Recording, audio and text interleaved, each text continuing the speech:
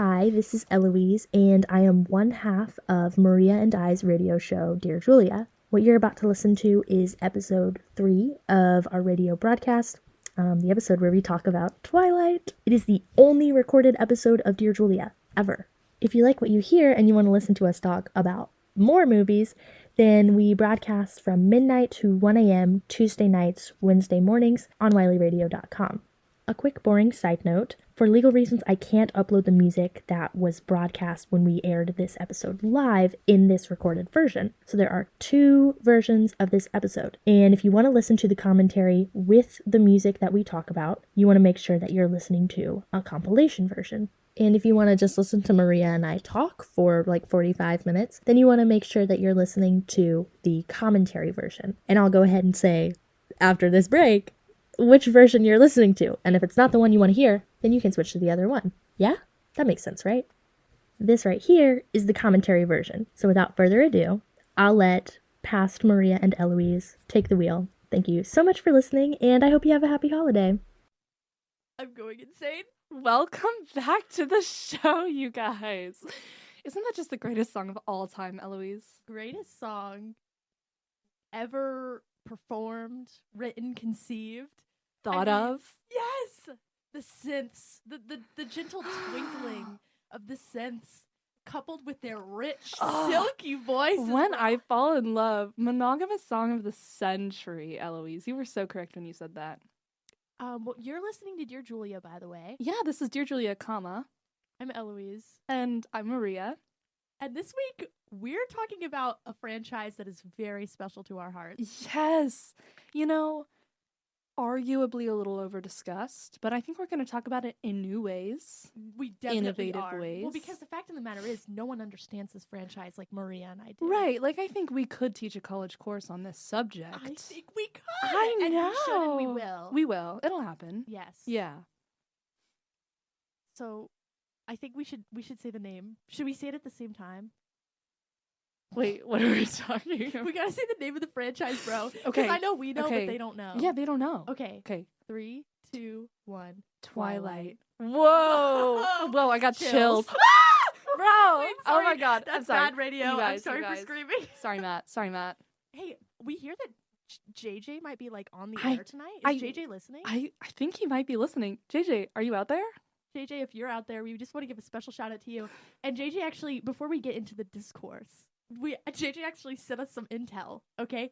JJ's in the mines. He's looking for potential romantic comedies for us to discuss. Found a good one for us. He struck, at the very least, copper. Right. You know? He struck something, for sure. He struck something, and we watched the trailer for The Fall Guy, on the big screen. And, like, Emily Blunt was in it. Yes. And what's his name? Ryan Gosling? Ken.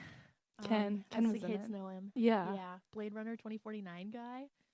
I think that there's definitely some stuff to talk about in there. Yeah.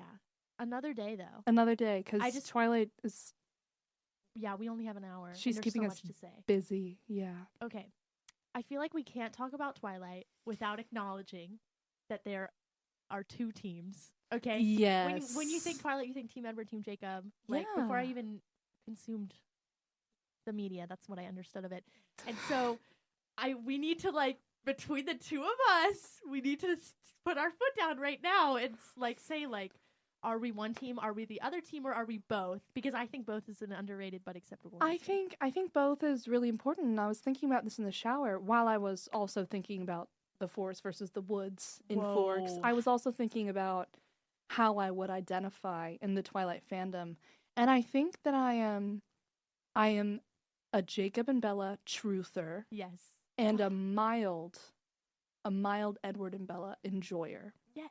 I agree. I couldn't agree more. Okay, great. I'm glad we're on the same page. Truther is the operative word here. Mm-hmm. Because there is something honest. We have been misled. And no one understands them like we do. Jacob and Bella. Right. Edward and Bella, though, have such wonderful moments. They have great moments. With them. Their mother and father, they're the cover of our playlist for this episode. They're like on our parent wall. Yes. They're very important. The answer is Jacob and Bella Truther. Mm-hmm. Edward and Bella Enjoyer. Wow. So true. I'm so flattered that you agree, bro. Okay. this is a hard subject to breach. My bad, guys, because there's so much to discuss. So I want to ask you: is there anything like that comes to mind that you want to get into? I think we should start with the two powerhouses of the saga being Twilight and New Moon. You know, because arguably the greatest two parts of the saga. Absolutely. And I think people really enjoy Twilight, but no one really talks about New Moon a whole lot. No. And New Moon is like the greatest movie of all time. It is. It is. Yeah. It's not just the best Twilight movie, it's the best movie. Right. Period. Yes. Yeah. Oh my god, that's such a good place to start. Okay. Whoa. Then I want to take us right to a moment, bro. Okay. I want to take us right to a moment. Take us there. So I think our official Dear Julia recommendation is for you to watch New Moon 2009. Like, get on it, okay? Get Twilight on is it, optional. you guys. Maria watched New Moon first and then watched Twilight. I watched New Moon first, yeah. I just, quick sidebar. I just want to talk about how I was kind of like an ironic Twilight enjoyer, I should say. Like, I thought it was kind of silly. I thought Bella was kind of just like a typical YN. And then Eloise was like, they're showing all the Twilight movies on Sunday. And I was like, oh, okay, fine. And I slept through Twilight, but I made it to New Moon. And my life, it changed, bro. It changed. I was sitting in that movie theater. My life changed, bro. My life changed too, bro. Because and I know we don't have to get into this on air, okay? But I just wanted to, I want to say it again. Say it again. I'm clutching the mic right now, guys. I'm clutching her. Because you have changed and elaborated on so many of my perceptions and just everything. But like, since we talk so much about Twilight, and Twilight especially, bro. Right. And it's become like a much more rich material. Bro. You know what I'm saying? It's like a world now. I've never said this word before in my life, but Ditto. Oh my god. Purple word? Oh my gosh. Okay. Anyways. The moment. Okay, take us there. Take us to a moment. And that moment is Bella's truck. I'm sorry, you guys. I'm sorry, you guys. 2009. It's raining, probably. Bella just jumped off a cliff because she's crazy. She's unwell. And you know what? We know how that is on this show. We know how that is. Like, I think we've all been in a position where we want to jump off I've something. been having a hard time just... Anyways, we don't have to get into that. But we know, and we know you know. Right. Okay? Yeah. Bella jumped off a cliff, but here's the thing, she washed up on shore. She didn't just wash up on shore, she was pulled on shore by a big hand, bro. Like a graceful hand. Okay? It's like gentle. And that hand is attached to the boy known as Jacob. Okay. Whoa. So Jacob, she's cold, she's shivering. It's Pacific Northwest, bro. You do not want to jump into the ocean, my friend. No. She's cold and she's shivering and she's in her car and Jacob is driving her car, which is so intimate. Okay. So can we talk about intimate. the act of driving a car and the act of driving someone else's car? Also, I want to quickly take us to the fact that Jacob fixed up Bella's truck for her before she came. So I think the truck is a very like intimate place for them. Maria, you know, I hadn't even thought about that. Whoa! You're changing my life. Oh my right now. god, Eloise, this is crazy. We need to be recording this. I'm gonna start recording. Okay, well, because Maria starts recording. Matt won't help. So, oh my god, stop! We cannot talk about him on air. We just want to say that we love everyone equally. Okay, I'm jumping back into the scene, bro, while you're pressing record. So we're in the truck, and Jacob says, it's 108 degrees over here, because if you haven't watched Twilight, Jacob's, like, naturally really warm, and it's, like, enhanced by his werewolfness. Right. Interesting, okay. Also, the fact that he's 108 degrees, like, okay. It's a little toasty. I'm here for it, but, like, that's like 10 degrees too hot, in my opinion. Yeah, like, I would talk about that one Paul Lahoney fic that I read, but, like, I don't want to talk about that on air. We might get into it in Act 2. Right. Okay. So we're in the truck. Jacob's warm. Bella's cold. Oh. I mean, you can deduce the rest, bro. She comes over and she snuggles up. And, like, it's so important to me how, like, her nose is red. Yes. And she's, like, shivering. Because Bella is so girl, capital G. Capital G. She's such a girl. Yes. And when we belittle Bella's character, which happens far too often, why is a story told from this character's perspective about the two men rather than about her. I Yeah. can never wrap my head around it, like how Bella is not at the center of the Twilight fandom. Yes. It's her world. This is her story. This is her story, and she's so... We talk about this all the time, but I think it needs to be said on air. Yeah. That, like, Bella, she's awkward. She doesn't like to talk to people. She reads Shakespeare. Yes. She, you know, like, there's this hot guy at her school who doesn't talk to her, and she's like, I must have him. You know, she's, like, obsessed with him. Yes. I'm like, every girl experience ever. And I hear a lot of people in the fandom saying that, oh, Twilight is supposed to be a relatable character because she's a blank slate. Yeah. Like, she's easy to relate to because there's nothing there. You can just project yourself onto her. But I don't think that's the case. Once again, I'm here to make the claim that no one gets them like we do, because she is just like us for real. She's a girl. I, too, love Shakespeare and don't know how to talk to people. And obsess over people who don't talk or look at me. You know? Like, if you are unattainable, I want you, bro. And that's the Bella Swan experience. That's the Bella Swan experience. And we talked about this a little earlier, but like, I always think about what our lovely creative writing instructor last year said about how everything is perceived through the body. That's the one common thing that everyone has in a poem or a story. And I just think that Bella, like we talked about, she's like self-contained, introspective.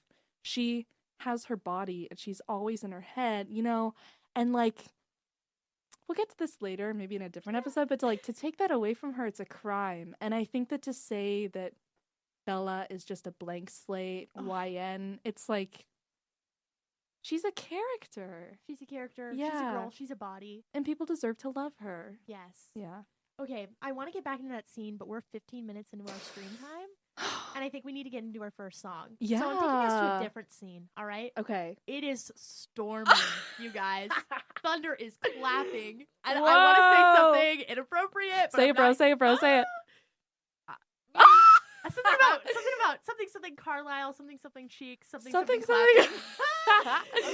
Whoa. They are you guys familiar with the American pastime? I mean, I certainly am. Do you guys know what it is? It's vampire baseball. This is Supermassive Black Hole by Muse. Enjoy. Whoa. I'm a little breathless. Wow. We were dancing there was in some here. dancing in the studio, guys. We reenacted that whole scene and we played like all, like, what, 6 characters? Yes. Yeah. Yeah. And we, like, there was growling. We were throwing baseball. We were running. We were airborne, bro. I actually got a text from one of our listeners. Oh my gosh. Grace from Indianapolis. Whoa. Hi, Grace. Thanks for tuning in. Grace. Wants to know, will there be any talk of Jasper?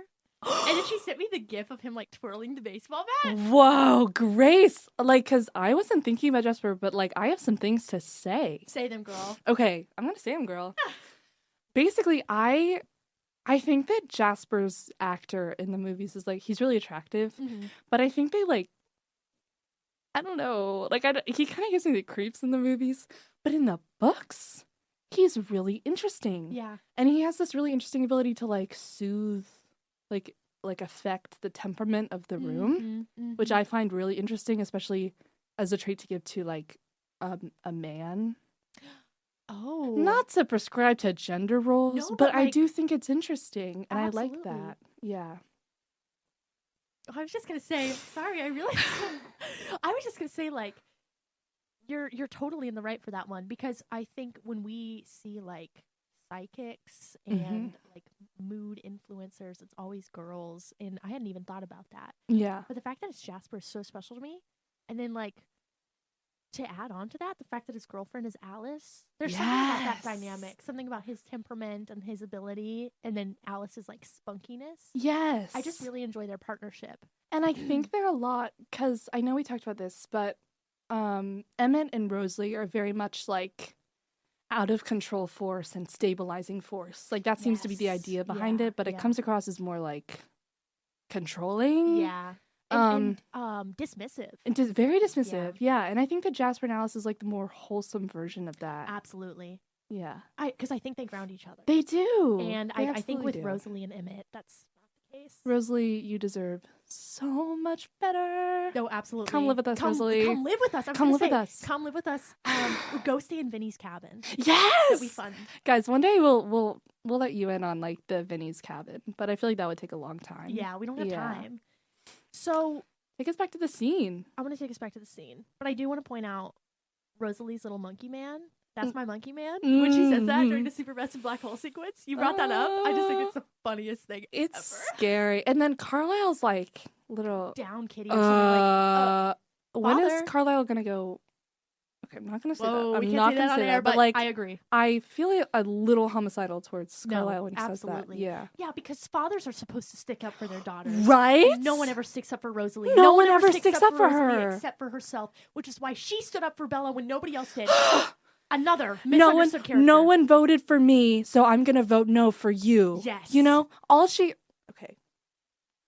Conversation for a different time. Oh my God! If we need to get into it now, we can. I just think that Rosalie, she's so smart. Like, I'm not saying anything new. She's so smart, and she just gets villainized because she just has her own interests at heart, you know? Yes. And Rosalie, I think, is all about the power of saying no. Yes. And I think she's written into an awkward corner because she's saying no in a way that sometimes perpetuates like antiquated female stereotypes and gender roles. But she's still saying no, and she's still prioritizing herself and her values. And I think that's very feminist of her. Absolutely. You know? I think the power of no in that to each their own is very important. She's really interesting. Yeah. Part infinity of Stephanie Meyer accidentally writing feminist literature. When are we She gonna? absolutely Yeah. doesn't. But I'm here to tell you that it is. Yeah, it is. It is. The way that we read it, not the way Stephanie writes it. Absolutely you gotta be careful, not. bro. Yeah, you gotta be careful. Okay, let's spend a little more time in this scene before we go to our next song, because our next song's a little bit Edward centric. Yeah. Let's go back into Jacob land. Whoa. That big hunk, bro. Is he wearing a shirt in this scene? I think he is. I think he is too. Okay. Yeah. Guys, he's wearing a shirt. He's wearing his like tight But he shirt, might as well though. not be. I'm saying, yeah. Right. Yeah. Okay, so Bella's snuggled up against him, and he talks about what it's like to be a werewolf. And it's hard not to cringe at this sort of thing, okay? But I'm going to sit here on air and say that, like, I'm obsessed with werewolves, you guys. And I love the werewolf lore. And whenever Jacob talks about, like, yeah, I'm a werewolf, I'm like, yeah, you are. Yeah, you are. You are a werewolf. Because you got me into werewolves. I'm so And glad. now our Twilight Princess board is just like werewolves. It's just werewolves. It's just werewolves. Like, look at how hairy my arms are, bro. Bro, I'm a werewolf. I literally don't shave my arms anymore, and I'm like, I'm a werewolf. So freaking true. Yeah. If you have hairy arms, we love you, and you're a werewolf. Yeah, you're so valid. Okay, so we're in the truck with Jacob. It probably smells really good. After the song break, I'm gonna pull up the like headcanon of what I think Jacob smells like, because that's a normal thing to say. So true. It is on Dear Julia. This is a safe space, you guys. Safe space. And he's talking about how he feels alienated from himself, and I just love that it is explored accidentally, because again, Stephanie Meyer is Stephanie Meyer. It is explored accidentally how monsters can be like a metaphor for alienation from the self and Eloise. becoming a man and filling this role, and it's very like, whoa. Yeah. If we sit down and talk about it, which we don't have time to because there's so much more pressing things to talk about, like Jacob Black. Whoa. Okay. But he talks about how he feels alienated from himself, from his body. Yes. A recurring theme, bodies, okay? When are we Take going to freaking write our notes. dissertation on bodies in the Twilight Saga? This is it. This is it. We're brainstorming. Whoa. Guys, enroll in our course senior year. Guys, please do. Okay. Bodies. Yes. Sorry, girl. I keep losing my train of thought. No, because there's so much to talk There's about. so much to talk about. And Bella says, I would never let you lose yourself. I would tell you every day how special you are. Okay? And another important line of dialogue that happens in this scene, Bella says that he's warm, which is something she's always saying about Jacob. She's always commenting on how warm he is, literally and metaphorically. She calls him her like a son. An earthbound son. Ugh, Bella, girl. please. And she says, you're warm. And he says, it's a wolf thing. And she says, no, it's a Jacob thing. Oh, Stephanie, what were you thinking? What? No, and I think that there's something so gorgeous about how Jacob grounds Bella. Yes. Because she's from Phoenix and she comes to Forks and she's always cold and she's always like feeling like damp, because it's always raining. And he's always so warm. But I think there's something to be said for how Bella grounds Jacob, which like I hadn't even thought about before. Yes. And they're just so good for each other. I Makes agree. me sick. It goes back to like we were talking about how Alice and Jasper are the wholesome version. I'm sorry. Is something going on? Anyways, you guys, we're in Wiley right now. Boys live in Wiley. Wait, okay, sorry, that scared me. I know. Sorry, what were you saying? What were you saying, bro? Guys, everything's okay for the record. We're There were safe. just some weird sounds. Yeah. Okay. I think Jacob and Bella are there for each other in a way that is very like equal, whereas Yes. like Edward is on a pillar for Bella. Yes. That pillar isn't there for the two of them. All right, speaking of Edward, this next song is very Edward coded. Okay, and we just spent Oh, sorry. I do want to say something really quickly. Yes. And I think that the way we can get into this later, but I think Jacob and Bella's you know what? Let's save this for later. Okay, we're Let's saving save this it. for Guys, later. get excited. Get excited. Okay, we just spent the last half hour talking about Jacob Black, but I want you to know that Edward slays too. We He's love an Edward. emo bad boy Yeah. with a heart of gold. And okay? he's going to hell anyway. He's going to hell anyway. He's so cute. Edward. He's got a little pair of sunglasses, and he's sparkly and adorable and hot. We love him. And played by Robert Pattinson. Absolutely. This is our obligatory Jeff Buckley number. It is called I Know We Could Be So Happy, Baby. I believe. Baby. There's a baby at in the there. end. Yeah. Okay. Go ahead and play it.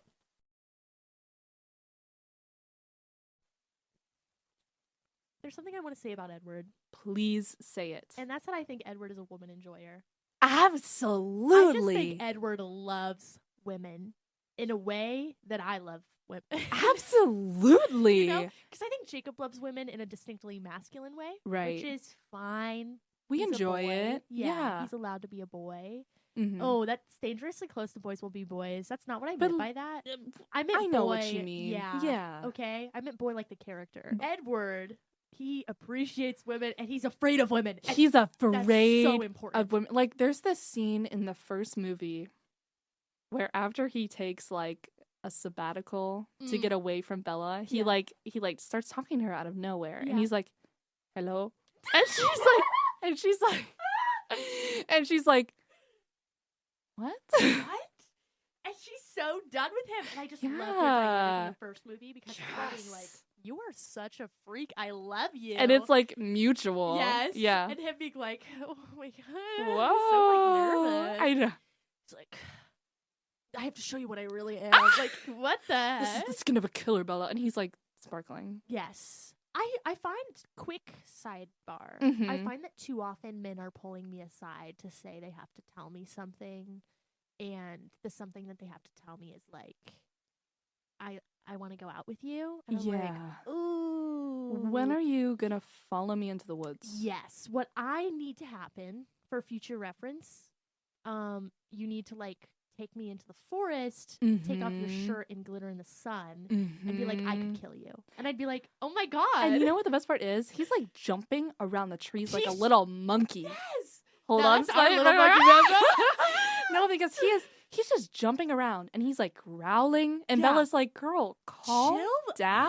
out. And she's like, it's okay. Yes. And he's just going crazy. And the thing I love about Edward is that I think he like tries to be sexy and Yeah. fails miserably. In the first movie, okay, Yeah. things get turned for the worse in the last three. Yeah. But we don't talk about them. We're here to talk about Twilight and New Moon. Okay. Can I just Yeah. iconic Edward quote in both the book and the movie. Mm-hmm. It's Debussy. I'm trying so hard not to scream. Bella, Guys. Bella. There's air in my lungs, bro. Okay, my favorite thing ever in the books is when they're sitting in the car and he turns on Claire de Lune, which is like one of the most, well-known classical We have pieces. all heard Claire de Lune. We've all heard Claire de Lune, and he's like, it's Debussy. Claire de Lune, have you heard of it? And she's like, yeah. Yeah. Because I love them. If I used, have you heard of Claire de Lune as a basis to, fall in love with someone? anyone goes. Anyone because we goes. all know that, like, if he just was waiting for a girl to listen to Debussy, he could have asked Jessica out. Debussy. Surely she's taking piano lessons. Debussy, girl, I can't. Pop that Debussy, Edward. He really said, it's Debussy. Okay, the whole first movie, he has this like vacant look in his eyes, and he just like has this like crazy high, like he is on Xanax, bro. Yes. And he's like, it's Debussy. Yeah. I'm sorry, I need to stop saying that. No, but because it's so funny. It's hilarious. We should have put Claire de Lune on the playlist. Oh my god. But we have more pressing matters to attend to. We do. I don't even I feel like I started a train of thought and she never got finished. Yeah. So if during the break you want to message me like, hey, Eloise, you brought something up and you're not going to finish it. Yeah, please me, bro. send us requests because Yeah. we don't know what's going on. I will tell you what Jacob smelled like. Mimi's listening. We literally love you. You're our son, bro. We love you so much. And she told me that she believed Jacob to smell like campfire Christmas, and I agree. Absolutely. This is literally what I had written down. Like, you got it on the nose. Smells like pine and campfire smoke in the bitter ocean spray of La Push. Oh like, my gosh. He's just a man in the woods. He just lives in the woods. Yeah, a dirt-covered boy, if you will. Oh, he's like wearing combat boots. Yeah. And he's wearing flannel. Mm-hmm. And when he like phases, his like clothes like rip off. They're in shreds. And I just think that's like, not even in like a sexual way. I think that's like really key to his character. No, I just think it's funny. Because he's clumsy. He's clumsy. Because he's clumsy and he like wears the things that he owns down. Yes. You know, he uses things. And I just think that's so attractive in a person if you use things. Like, I don't use stickers. I need someone who uses stickers in my life, bro. I'm going to say something controversial. Say I'm it. going to say that Jacob, he loves down the edges of things. Maria? Oh my God. Okay, I'm actually quoting the long-awaited sequel to the Twilight Saga. It's in the works. It's in the works. Stephenie Meyer, we kind of told her that it's happening, but she hasn't really gotten back to us. No, but we're writing it, bro. We're writing it. Get freaking ready. Get ready. Okay. I regret to inform you that we have to get into the next song. I mean, I don't because it's like a banger, but this like, is I the wish I could Bella talk song forever. of all time. The Bella song. We played the Edward song of all time. We're going into the Bella song of all time. I would also argue that this is pretty Jacob and Bella, but I think like the first verse in particular is like, it's Bella. Yes, I love a song that changes perspective. Yes. All right. Okay. This is Waltz number 2, EXO by Elliott Smith. Elliott Smith.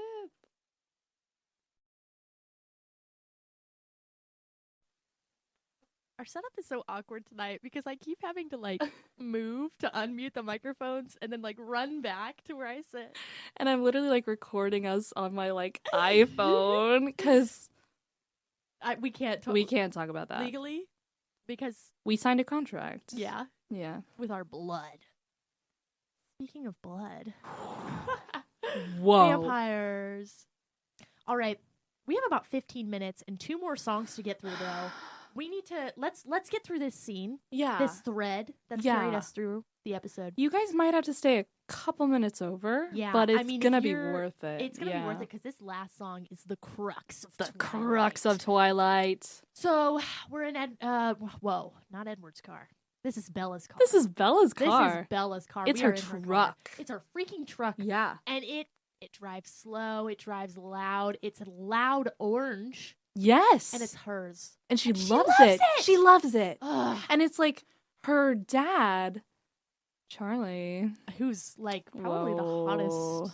He's crazy. Wow. He's like significantly less attractive in the books because he just sits around all day and watches lets TV. his daughter cook for him. Yeah. But like movie Charlie, he's kind of crazy. And the thing is, he literally gives her this car and he's nervous because it's really old and he thinks that she like won't love it. And she loves it. She loves it. Yeah. I really love the ways in which Bella and Charlie are like the same person. Yes. And that makes it hard for them to connect with each other because they are same in that way. Yeah.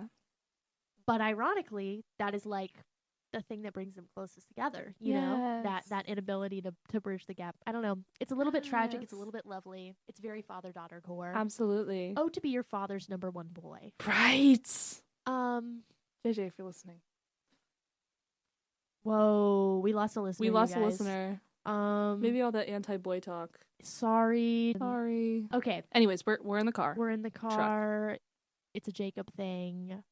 And then they almost kiss. And I gotta say, this almost kiss is more compelling to me than, not that it's a competition, but it is, the Edward and Bella kissing scenes. I think a lot of them are really solid.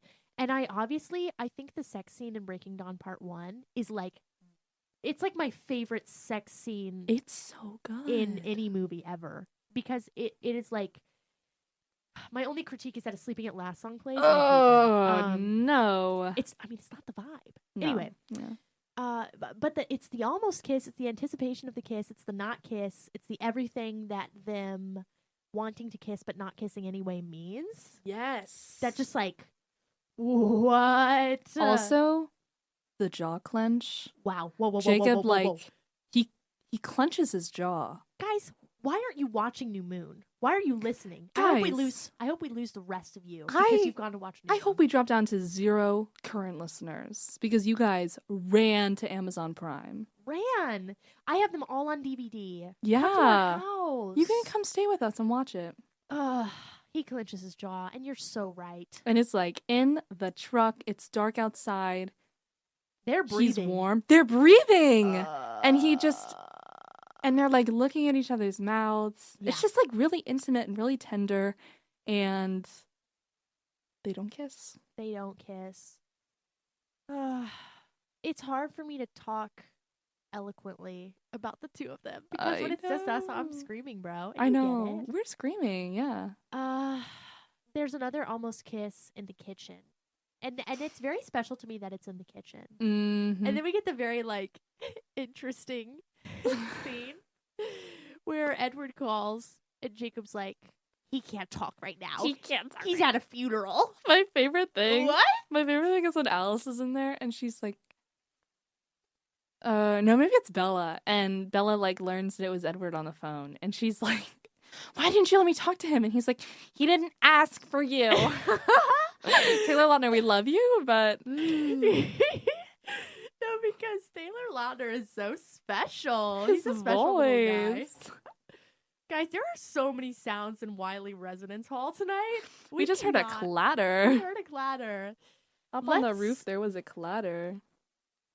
Goodness gracious! On that note, we've sort of topped off the scene. Like that's what I wanted you to hear. Yeah. That's what I wanted you to know.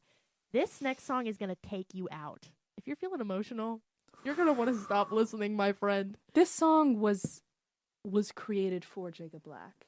This is Cool by Samya, and I think it conveys very beautifully a lot of themes, but for the topic of this episode, I just think about it in the context of the time that Bella has left in her body as she knows it, and the time that she spent growing up with Jacob, and the time that they have left together. Yes. And time is just running out. Time is running out, and as she says in Eclipse, she only has until graduation to see him. Time is running out. You're so correct. And she's aware of it. Yes, it breaks my heart. Let's listen to her. What? Whoa, hold on. I gotta turn on the mics. Welcome back. My soul ascended. Oh my god, yeah. My voice is hoarse. It's hoarse. Because we were screaming. We were. In Wiley. They deserve it because they've been clattering all night, and it scares me every time. That time they heard the Bella. Okay. I just want to the lyric. I'm afraid that I need men. You said need me then. It's okay. I'm gonna say this super fast. Say it. I think it's really important to Bella and Jacob's relationship that things are easy with them because from the beginning, Edward has been distant, hard, unattainable. Whoa! Well, not even like a boner sense, but like porcelain. He's a corpse. Yeah. And Jacob, meanwhile, is alive, and he's warm. And he has a crush on Bella. And when she flirts with him, he gets all flustered. And it's a very, organic feeling. It's very real. Yeah. And they it's just easy with them and their kids together. And I just think it's so important. I think that really fits the lyric, like, I'm afraid that I need men, so you said need me then. You know, it doesn't have to be difficult. Yes, it doesn't have to be scary. Yeah. And she tries so hard, and that's another girl trait. Just want to hug her. Yes. Yeah. She's going to come live with us in the Vinny cabin. Exactly. Ugh. Well, are there any last words we need to say? I mean, there's so much left unsaid. I know. We could talk. I'm coming away from this thinking that we will probably have a Twilight Part 2 at some point. Oh, yeah. Yeah. Hey, you guys better be excited for Twilight Part 2. Because we're going to discuss. You better have had a good time. We know you did. Yeah, there's going to be a Part 2. There's going to be a Part 3. Hey, our fourth listener's back. Hey, I bet it's... Oh. We can't say his name. Guys, redacted. If this were a different episode and we had time to spare, I would tell you about, like, what happened to get us here. Yeah. But we'll that's for another time. That's for another time. So, in conclusion, Bella and Jacob, the color orange, the cracked leather of her car seat. The cracked leather of her car seat and his jaw clench. Oh. And we made mud pies together. Oh my god. And that scene of them in the first movie when they're sitting in a van together in their jackets and she hands him a Twizzler and he just eats it. I always forget about that, but it's so special. It's just so they're just in their jackets together and you know that's so personal to me. Oh, absolutely. And anyways, I think we should, unless you have something to add, I wonder if we should just leave it at that. No, I think we're done, you guys. Wow. This last song is a track off of the New Moon soundtrack. It was written for the movie. If you know Twilight, you know this song. It's magical. It's quintessential. It'll transport you right to Forks. And if there's one thing I've always said, it's I belong in Forks. Whoa! Whoa! Come to Maria and I's house in our Twilight DR. Right, we're in Twilight, you guys. This is Rosalind by Bon Iver and St. Vincent. Thank you so much for listening to tonight's episode. Thank you so much. This was so fun. Why don't you do us a favor and listen to this song all the way through because it's life-changing. It's crazy. Have a good night. Good night, you guys. Okay, we normally don't come on after the last song. But this is important. But I really want to do a quick Back in Black cover. Okay. Okay, I'm ready, bro. I'll do the guitar. You can burn it down. Yeah, okay. Burn it down. I